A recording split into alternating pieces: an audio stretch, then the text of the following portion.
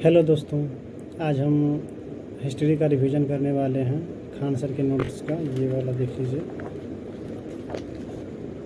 इस नोट से आज हम हिस्ट्री का सिंधु घाटी सभ्यता का रिवीजन करने वाले हैं। शुरू से अंत तक सारे रिवीजन करेंगे। यहाँ से करेंगे, यहाँ से सिंधु घाटी सभ्यता का जितना भी है वो सारा रिवीजन आज हम करने वाले हैं। और उसके बाद हम ऑब्जेक्टिव क्वेश्चंस लगाएंगे कि हमारा कितना सही होता है। और सिंधु घाटी सभ्यता से बहुत सारे क्वेश्चंस भी आते हैं, जिसको रिवीजन करना बहुत ज़रूरी है। तो चलिए स्टार्ट करते हैं।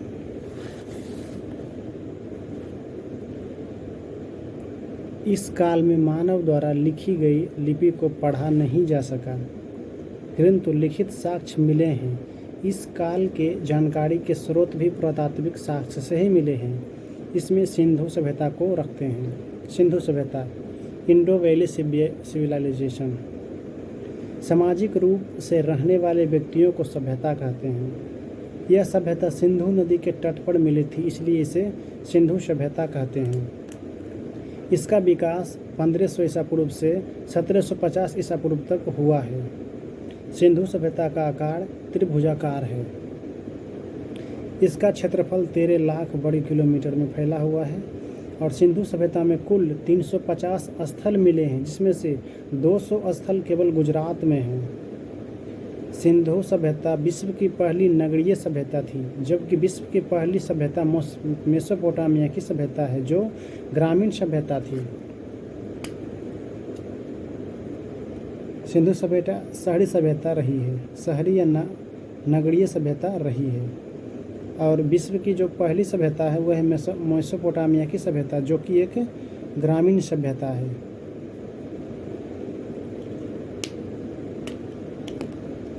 सिंधु सभ्यता की जानकारी सबसे पहले चार्ल्स मैसन ने 1826 में दिया था। सिंधु सभ्यता का सर्वेक्षण जेम्स कनिंघम ने 1853 में किया था। लॉर्ड कर्जन ने 1904 में पुरातात्विक विभाग की स्थापना किया था, जिसके महानिर्देशक सर जॉन मार्शल थे। सिंधु सभ्यता की पहली खुदाई दयाराम साहनी ने की थी। इसकी जानकारी के लिए पहली खुदाई हड़प्पा से मिली थी, जो 1921 में हुई थी, अतः इसे हड़प्पा सभ्यता भी कहते हैं। सिंधु सभ्यता का नामांकन जॉन मार्शल ने किया था।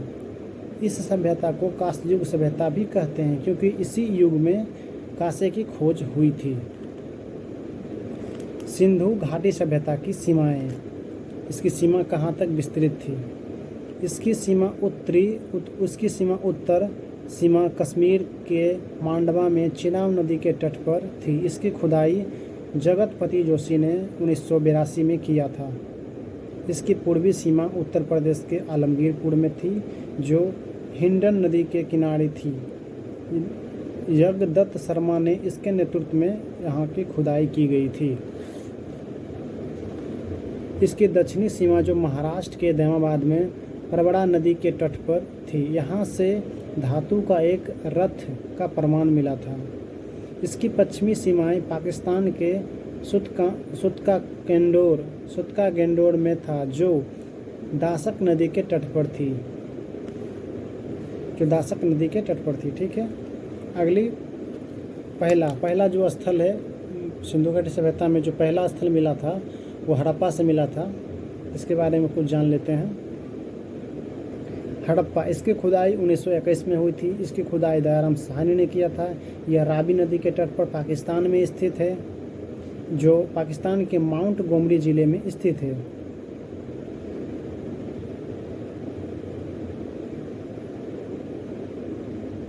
यहाँ से हड़प्पा से निम्नलिखित वस्तुएं मिली थीं, जो है कुम्हार का चाक, श्रमिक आवास, अन्नागार, मातृदेवी की मूर्ति मिली थी, लकड़ी की कुल्हाड़ी, लकड़ी की ओखली, लकड़ी का ताबूत और RH-37 कब्रिस्तान, एक सींग वाला जानवर, हाथी का कपाल, स्वास्तिक चिन्ह और स्त्री के गर्भ से निकला हुआ पौधा, जिसे उर्वरकता की देवी मानी गई है। चांदी का सर्वप्रथम प्रयोग हड़प्पा सभ्यता के लोगों ने ही किया था। चांदी का चांदी का सर्वप्रथम प्रयोग हड़प्पा के लोगों ने ही किया था। ठीक है,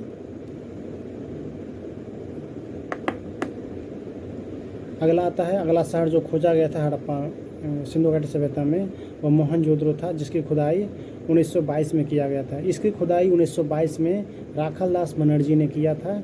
यह पाकिस्तान के लड़काना ज़िले में स्थित है। यह सिंधु नदी के तट पर स्थित है। यह सिंधु सभ्यता का सबसे बड़ा स्थल है। कौन सा? मोहनजोदड़ो सिंधु सभ्यता का सबसे बड़ा स्थल है। ठीक, मोहनजोदड़ो की सबसे प्रमुख विशेषताएं उसकी सड़कें थी जो सीधी दिशा में एक दूसरे को समकोण पर काटती हुई नगर को वर्गाकार अथवा चतुर्भुजाकार खंडों में विभाजित करती थी। मोहनजोदड़ो से यहाँ से निम्नलिखित वस्तुएं मिली थी। क्या क्या मिला था? स्नानगार मिला था, अन्नागार मिला था। जो सबसे बड़ा अन्नागार जो मिला था वो मोहनजोदड़ो से मिला था।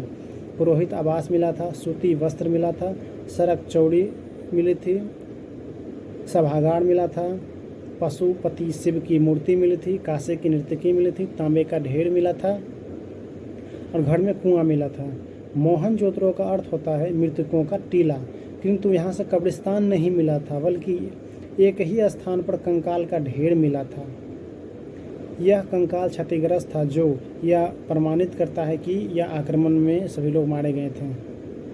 मोहनजोदड़ो का विशाल अन्नागार सिंधु सभ्यता का सबसे बड़ा भवन या इमारत है। फिर से एक बार बोल देते हैं, मोहनजोदड़ो का विशाल अन्नागार सिंधु सभ्यता का सबसे बड़ा इमारत या भवन है। स्वास्तिक मोहन सर्वाधिक मोहनजोदड़ो से ही मिला था, जिसका निर्माण शिल्प खड़ी से हुआ था।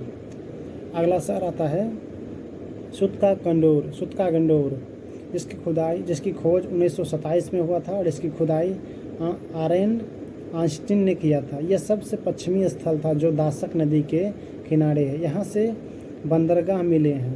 कहाँ से? सुतका गंडोर से। अगला जो स्थल खोजा गया वह है चंडहुद्रो, जिसकी खोज 1931 में हुई थी और इसकी खोज गोपाल मजुमदार ने किया था। यह पाकिस्तान में सिंधु नदी के तट पर स्थित है। यह एकमात्र शहर है जो दुर्ग रहित है। यह एक औद्योगिक शहर है। कौन? चंडहुद्रो।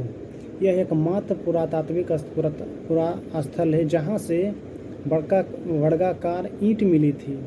यहाँ से निम्नलिखित वस्तुएं मिली हैं। सौंदर्य का सामान, मनका मिला था, गुड़िया मिला था, सुई धागा मिला था, बिल्ली का पीछा करता हुआ कुत्ता का पाँव का चिन्ह मिला था और अलंकृत ईंट मिले थे जो कि चतुर्भुजाकार आकार में, वर्गाकार आकार में था।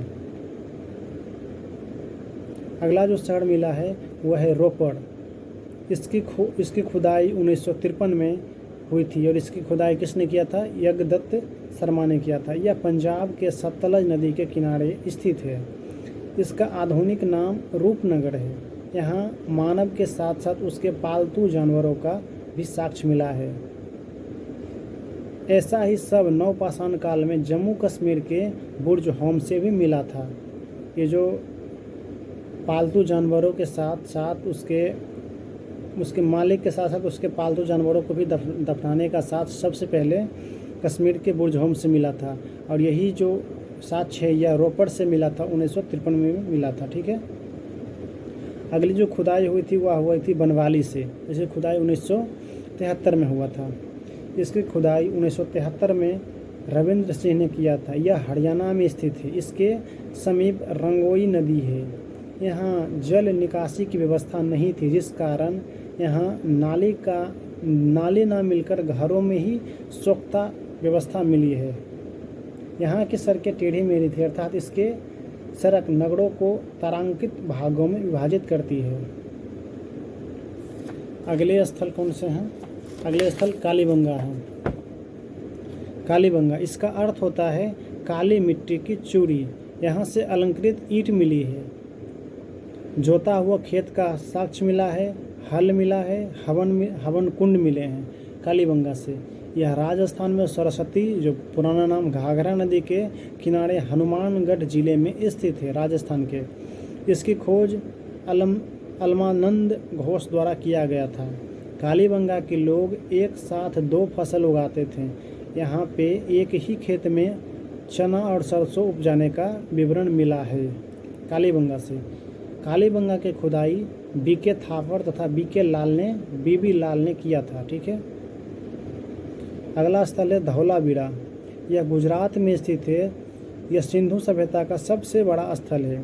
धौलावीरा सिंधु सभ्यता का सबसे बड़ा स्थल धौलावीरा है जो गुजरात में मिला है। इसके खुदाई सर्वप्रथम जेपी जोशी ने किया था एवं इसका पुनः खुदाई रविंद्र सिंह ने किया था। यह गुजरात तथा पाकिस्तान दोनों में फैला हुआ है।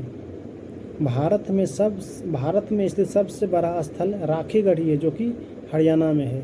सिंधु सभ्यता का सबसे बड़ा स्थल मानी जाती है धौलावीरा, लेकिन अगर जो भारत में बोला जाए कि भारत में सबसे बड़ा स्थल सिंधु घाटी सभ्यता से कौन सा मिला है, तो वो हमारा हो जाएगा राखीगढ़ी जो कि हरियाणा में स्थित है। अगला आता है सुरकोटदा। यह गुजरात में स्थित है। इसकी खुदाई जगतपति जोशी ने करवाया था। यहाँ से कलश, समाधान तथा घोड़े की हड्डी मिली है। यहाँ छोटे बंदरगाह भी मिले हैं सुरकोटदा से। अगले आते हैं लोथल। इसकी खुदाई रंगानाथ राव ने किया था। यह भोगवा नदी के किनारे अहमदाबाद गुजरात में स्थित है। यह सिंधु सभ्यता का बंदरगाह स्थल है। यहाँ से गोदीवाड़ा का साक्ष्य मिला था। यहाँ फारस की मुहर मिली थी जो विदेशी व्यापार का संकेत है। यहाँ के माप तौल के सामान भी मिले हैं। यहाँ से छोटा दिशा मापक यंत्र मिला है। कहाँ से? लोथल से। यह एक औद्योगिक शहर है। इस शहर में घर के दरवाजे सड़कों की ओर खुलते थे। यहाँ से युगल समाधान जोड़े में लाश मिला है जो कि सती प्रथा का साक्ष्य है। अगले शहर मिले थे रंगपुर। यह भी गुजरात में स्थित है। यहाँ से धान की भूसी मिली थी। रंगपुर से धान की भूसी मिली थी। आगे आते हैं सिंधु सभ्यता की विशेषताएं। इसकी क्या विशेषताएं रही है सिंधु घाटी सभ्यता की, इसके बारे में कुछ जानते हैं। सिंधु सभ्यता एक नगरीय सभ्यता थी। यहाँ की सड़क एक दूसरे को समकोण काटती थी तथा ये पूर्व पश्चिम दिशा में थी, जिससे हवा द्वारा सड़क सतत स्वयं ही साफ हो जाया करती थी। नगर नियोजन तथा जल निकासी की इसकी व्यवस्थाएं थी। इसकी नालियाँ ढकी हुई थी तथा सड़क सीधी थी। अर्थव्यवस्था का मुख्य आधार कृषि था। इसका व्यापार अंतर्राष्ट्रीय विदेशों से होता था। इसका भाषा जो था वह भाव चित्रात्मक था, देखकर उससे भाव प्रकट किया जाता था। इनकी सामाजिक मातृसत्तात्मक थी। इनकी लिपि दाएं से बाईं ओर लिखी जाती थी। हड़प्पा लिपि के प्रमाण से सबसे ज़्यादा चित्र यू आकार का मछली का चित्र देखने को मिला है। इनके मोहरों पर सर्वाधिक एक सिंह वाले जानवर का चित्र था। इनकी मोहरों पर गाय तथा सिंह का चित्र नहीं मिला है। सिंधु घाटी सभ्यता में गाय और शेर, सिंह का चित्र नहीं मिला है। इनके मोहरों पर गाय तथा सिंह का चित्र नहीं मिला है। हड़प्पा सभ्यता के मोहरों में सेल खड़ी का प्रयोग मुख्य रूप से किया जाता था। सिंधु घाटी सभ्यता के लोग लोहे से परिचित नहीं थे। इनके अन्य धातु जैसे कि सोना, चांदी, तांबा, टीन, कांसा आदि से परिचित थे, लेकिन लोहा से ये परिचित नहीं थे। सिंधु घाटी सभ्यता के लोग लोहे से परिचित नहीं थे। यहाँ से माप तौल के लिए न्यूनतम वाट जो था वो 16 kg का था, जो दशमलव प्रणाली के सूचक हैं। सिंधु सभ्यता के लोग युद्ध या तलवार से परिचित नहीं थे। सिंधु सभ्यता में मिट्टी के बर्तन में लाल रंग का प्रयोग होता था। सिंधुवासी विश्व में कपास के प्रथम उत्पादक थे। सिंधु घाटी सभ्यता के लोग कृषि भी करते थे, पशुपालन भी करते थे, परंतु उनका मुख्य व्यवसाय व्यापार था। यहाँ के लोग मनोरंजन के लिए चौपर और पासा खेलते थे। सिंधु घाटी सभ्यता में सबसे प्रिय देवता शिव को माना गया है। सबसे पसंदीदार वृक्ष पीपल था। पसंदीदार जानवर सांड था, जिसको बैल बोलते हैं। इनका पसंदीदार पक्षी बत्तख था और इनका आदरणीय नदी सिंधु था। सिंधु सभ्यता का समाज 4 वर्गों में विभाजित था: विद्वान, योद्धा और व्यापार और श्रमिक। सिंधु घाटी सभ्यता से अन्य वस्तुएं जो मिली हैं, सोना जो अफ़गानिस्तान, ईरान और कर्नाटक से मिला है, चांदी अफ़गानिस्तान और ईरान से मिला है, तांबा बलूचिस्तान, राजस्थान और ओमान से मिला है, और टीन ईरान और अफ़गानिस्तान से मिला है। सिंधु सभ्यता के पतन के कारण सिंधु घाटी सभ्यता का पतन क्यों हो गया, इसके बारे में जानते हैं। सिंधु सभ्यता के विनाश का सबसे बड़ा कारण बाढ़ को माना जाता है। वर्तमान में हुए उत्खनन से IIT खड़गपुर को सिंधु घाटी सभ्यता से संबंधित कुछ प्रमाण मिले हैं, जिस आधार पर कहा जा रहा है कि इनके पतनों का मुख्य कारण जलवायु परिवर्तन है। आगे देखते हैं, कुछ अन्य सभ्यताओं के बारे में जान लेते हैं। सिंधु घाटी सभ्यता यहाँ पर ख़त्म होता है और आगे जो अन्य सभ्यताएं जो सिंधु घाटी सभ्यता से पहले विकसित हुई थी उनके बारे में कुछ जानते हैं। आगे जो सबसे पहला और सबसे पुरानी सभ्यता मानी जाती है वह है मेसोपोटामिया की सभ्यता, जो बहुत ही पुरानी है, सिंधु घाटी सभ्यता से भी पुरानी है, और यह एक ग्रामीण सभ्यता थी। मेसोपोटामिया की सभ्यता मेसोपोटामिया की सभ्यता का विकास इराक में टिग्रिस एवं यूफ्रेटिस नदी के मध्य में हुआ है। यहाँ की मिट्टी अत्यधिक उपजाऊ थी। यह सभ्यता ग्रामीण थी। इसके अर्थव्यवस्था का मुख्य आधार कृषि था। इस समय के मंदिरों को जुगुरद कहा जाता था। मेसोपोटामिया की सभ्यता के 4 भाग थे: सुमेरियन की सभ्यता, बेबीलोन की सभ्यता, सीरिया की सभ्यता और कैल्डिया की सभ्यता। झूलता हुआ बगीचा बेबीलोन में स्थित है। सिकंदर ने इस सभ्यता का विनाश कर दिया। मेसोपोटामिया सभ्यता का विनाश सिकंदर ने किया था और इसके स्थान पर ग्रीक सभ्यता को थोप दिया था, जो कि सिकंदर द्वारा ही बनाया गया था। विश्व की सबसे पहली सभ्यता मेसोपोटामिया की सभ्यता थी, जबकि विश्व की पहली नगरीय सभ्यता, अगर जो विश्व की पहली नगरीय सभ्यता बोली जाए तो सिंधु घाटी सभ्यता थी, और विश्व की सबसे पुरानी सभ्यता बोली जाए तो मेसोपोटामिया की सभ्यता थी, जो कि ग्रामीण सभ्यता थी। इससे आगे जो सभ्यता आई है वह मिस्र की सभ्यता है। यह मिस्र के रेगिस्तान में स्थित थी। इसे नील नदी की देन कहते हैं। इस सभ्यता की विकास फिरौन के नेतृत्व में किया गया था।